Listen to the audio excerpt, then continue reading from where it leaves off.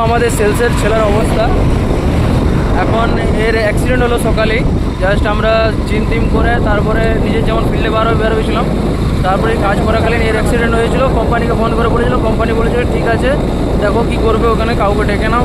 মানে ওরা কিছু না যে কাজ যা খরচা হবে বলো, ওইসব কিছু না, শুধু দেখে নাও, কাউকে ডেকে নাও, ঠিক আছে আধ ঘন্টা 1 ঘন্টা বসো।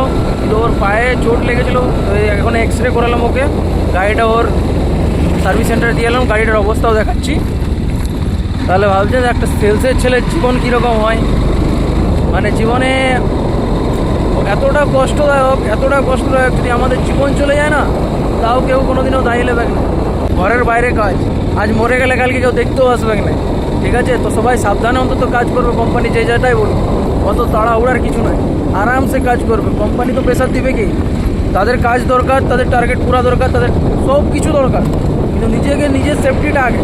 আজ ও হেলমেটটা নিয়েছিল বলে বাঁচিয়েছিল, ওই জন্য হেলমেটটাকে এখনও পর্যন্ত ছাড়ে না, নাহলে আজ মাথা আর হাতটা দুটাই গেছিলো, পাটায় লাগেছে, যাক পাটা ফুলেছে, ওটা বললো সেরকম কিছু নয়।